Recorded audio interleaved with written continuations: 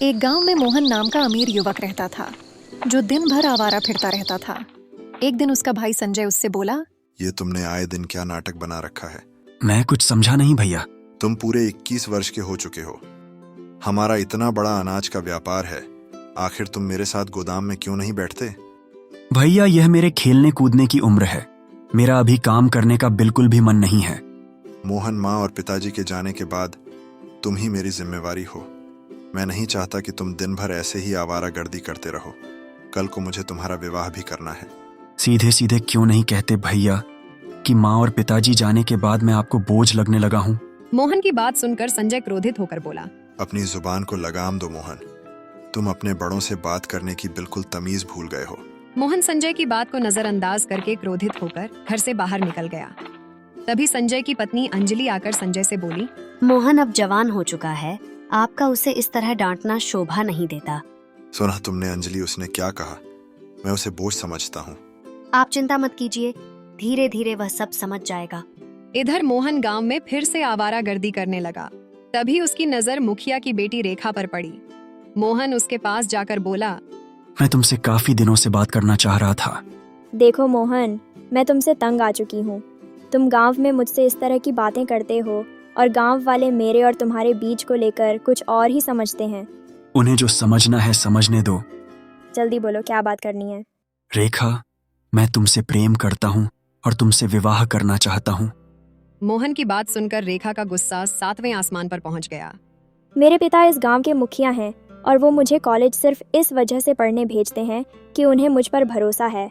मैं उनके विश्वास को नहीं तोड़ सकती। आइंदा अगर मेरे पीछे आए और मुझसे बात करने की कोशिश की तो मैं तुम्हारी शिकायत अपने पिताजी से कर दूंगी। तुम्हें जिससे शिकायत करनी है तुम कर सकती हो।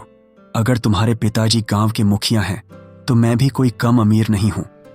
तुम्हारे पिताजी जैसों को खरीद सकता हूँ। इतना कहकर मोहन वहां से चला गया। शाम को जब मोहन घर आया तो उसने देखा कि मुखिया उसके भाई संजय के पास बैठा था। संजय मोहन से बोला, ये मैं क्या सुन रहा हूँ मोहन? अब तुम आवारागर्दी करने के साथ साथ लड़कियों को भी छेड़ने लगे। मैंने किसी को नहीं छेड़ा भैया। मैं मुखिया जी की बेटी से प्रेम करता हूँ, उससे विवाह करना चाहता हूँ। प्रेम करते हो, प्रेम शब्द का मतलब भी समझते हो तुम? तभी मुखिया संजय की ओर देखकर बोला, संजय, मेरा ख्याल है मेरे जाने के बाद तुम मोहन को समझा देना। यह समझदार है, समझ जाएगा। नादानी में लड़के ऐसी गलतियां कर ही देते हैं। नहीं मुखिया जी, आज मैं फैसला करके रहूंगा। आज तो इसने हद पार कर दिया है। मैं तुम्हारा विवाह अगर मुखिया जी की बेटी रेखा से करा दूं तो तुम उसे खिलाओगे क्या? तुम करते क्या हो? तुम्हारी महीने की आमदनी कितनी है? अपने भाई की बात सुनकर मोहन का दिमाग पूरी तरह से खराब हो गया।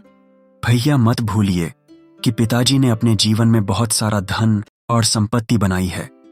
उसमें से आधा हिस्सा मेरा भी है। जानता हूं, लेकिन तुम्हारे जैसे नौजवान को जब पिता की संपत्ति और दौलत मिलती है ना, तो वह उसे मिटाने में ज्यादा दिन नहीं लगाते। क्योंकि तुम लोगों की बस यही समस्या है कि तुम मेहनत नहीं करना चाहते। आप क्या कहना चाहते हैं भैया? यही कि अगर पिताजी अपनी संपत्ति तुम्हारे नाम ना करते तो तुम भीख मांगने के लिए एक कटोरा भी नहीं खरीद पाते। पिताजी की संपत्ति की हक की बात करने से पहले एक बार ये तो सोच लेते कि पिताजी के काम में तुमने कितना हाथ बटा है। संजय की बात सुनकर मोहन क्रोधित होकर बोला, अगर ऐसी बात है तो मुझे पिताजी की संपत्ति भी नहीं चाहिए, नहीं मुझे ये घर चाहिए। मैं घर छोड़कर जा रहा हूँ। मेरी बात सुनो मोहन। मुझे कुछ नहीं सुनना मुखिया जी। मेरे घर के मैटर में आप ना ही पढ़े तो अच्छा है। इतना बोल मोहन क्रोधित होकर वहां से चला गया। अंजलि संजय से बोली, ये आपने सही नहीं किया। आपको रतन से इतना कठोर रवैया नहीं अपनाना चाहिए था। नहीं अंजलि, अगर आज मैं कठोर रवैया नहीं अपनाता तो मोहन के हौसले और बुलंद हो जाते। जो भाई अपने छोटे भाई को डांटते नहीं, वह अपने भाई के सबसे बड़े दुश्मन होते हैं। मोहन क्रोधित होकर अपने गांव की सीमा से बहुत दूर एक दूसरे गांव की ओर चला गया। उसके पास खाने तक के पैसे नहीं थे। मोहन भूखा प्यासा थक हार कर एक गांव की सीमा पर बनी झोपड़ी के सामने बैठकर रोने लगा। आज अगर मेरे पिताजी और माँ जीवित होती तो क्या भैया मेरे साथ ऐसा व्यवहार करते? मेरा इस दुनिया में कोई नहीं है। मोहन नहीं जानता था कि झोपड़ी के अंदर कन्हैया नाम का उसका ही हम उम्र युवक रहता था। कन्हैया उसे झोपड़ी के बाहर निकलकर बोला, कौन हो तुम और मेरी झोपड़ी के बाहर तुम रो क्यों रहे हो? मेरा नाम मोहन है। अगर तुम्हें अपनी झोपड़ी के सामने रोने से ऐतराज है तो मैं कहीं और जाकर रो लेता हूँ। मेरा नाम कन्हैया है। लगता है दोस्त घर से काफी नाराज होकर आए हो और अंदर से काफी उदास भी हो और शक्ल से काफी भूखे भी लगते हो। मैंने सुबह से कुछ नहीं खाया और मेरे पास पैसे भी नहीं हैं। तो चलो मेरे साथ, मैं तुम्हें खाना खिलाता हूँ। मोहन उसकी झोपड़ी की तरफ देखने लगा। मेरी झोपड़ी की ओर मत देखो, मैं तुम्हें यहाँ के अच्छे ढाबे पर खाना खिलाऊंगा। लेकिन तुम मुझे खाना क्यों खिलाना चाहते हो? मैं तो तुम्हें जानता भी नहीं। मेरा और तुम्हारा रिश्ता क्या है? दोस्ती, दोस्ती का, इंसानियत का, और इससे बड़ा दुनिया में कोई रिश्ता नहीं होता। दोस्त कन्हैया की आंखों में अपनापन देखकर मोहन मुस्कुराते हुए बोला। ठीक है कन्हैया। मोहन को ढाबे पर ले गया। मोहन ने पेट भर खाना खाया। खाना खाने के बाद वह कन्हैया के साथ झोपड़ी में बैठा हुआ था। तुम करते क्या हो कन्हैया? कुछ नहीं दोस्त, कुछ भी छोटा मोटा काम मिल जाए कर लेता हूँ। छोटा मोटा काम? कहीं तुम चोरी वगैरह तो नहीं करते? अरे नहीं नहीं, छोटा मोटा काम से मतलब है छोटी मोटी मजदूरी अपनी झोपड़ी को देखकर। यह तो तुम समझ ही गए होगे कि यह झोपड़ी एक गरीब की झोपड़ी है। बचपन में ही माता पिता छोड़कर चले गए, तब से मैं अकेला ही हूं। जब तुम्हें अपनी झोपड़ी के बाहर अपने माता पिता को याद करते हुए देखा तो मुझे अपने माता पिता याद आ गए। एक समय में मैं भी अपने माता पिता को याद करके बहुत रोता था। क्या मैं भी तुम्हारी झोपड़ी में तुम्हारे साथ रह सकता हूँ? यह भी कोई पूछने की बात है? मेरी झोपड़ी में 2 ही चारपाई हैं, एक हमेशा खाली पड़ी रहती थी। शायद ये तुम्हारे लिए ही थी। मोहन कन्हैया से बात करते करते ही सो गया। अगले दिन मोहन कन्हैया से बोला। अब अगर तुम्हें कोई ऐतराज ना हो दोस्त, तो क्या मैं भी तुम्हारे साथ मजदूरी कर सकता हूँ? मोहन, तुम्हारे कपड़े देखकर ही मैं समझ गया था कि तुम कोई अमीर घराने से ताल्लुक रखते हो। तुम्हारे हाथ बता रहे हैं कि तुमने आज तक कभी कोई भारी वजन नहीं उठाया। तुम रहने दो। अब नहीं, काम को लेकर मेरे भैया ने मुझे ताना मारा था। मैं भी काम कर सकता हूँ। मैं तुम्हारे ऊपर बोझ नहीं बनूंगा। मोहन की बात सुनकर कन्हैया मुस्कुराने लगा। उस दिन के बाद मोहन रोज कन्हैया के साथ मजदूरी करने लगा।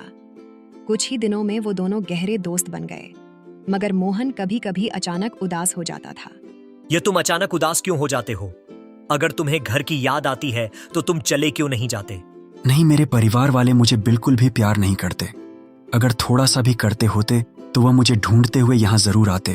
एक दिन कन्हैया और मोहन गांव की सड़क पर बने हुई छोटी सी दुकान पर चाय पी रहे थे।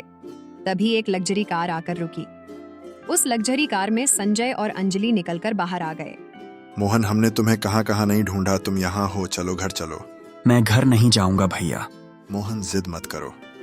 मैंने तुमसे जो भी कठोर शब्द बोले मैं उसके लिए क्षमा मांगता हूँ। तुम्हारे बगैर घर सुना है मोहन, अपने भैया का नहीं तो कम से कम अपनी भाभी की बात तो मान सकते हो। मैं तुम्हारी माँ समान हूँ। आज मुझे पूरा विश्वास था कि तुम जरूर मिलोगे। चलो घर चलो, मैं तुम्हारी पसंद के सारे व्यंजन बनाऊंगी और तुम्हारा विवाह रेखा से करा दूंगी। अपनी भाभी की बात सुनकर मोहन मुस्कुरा दिया और बगैर कन्हैया से मिले कार में बैठकर चला गया। मोहन को इस तरह जाता देख कन्हैया को अंदर से बहुत बुरा लगा। कन्हैया मुस्कुराते हुए अपने आप से बोला, वाह रे दोस्त, एक बार मिलकर ही चले जाते।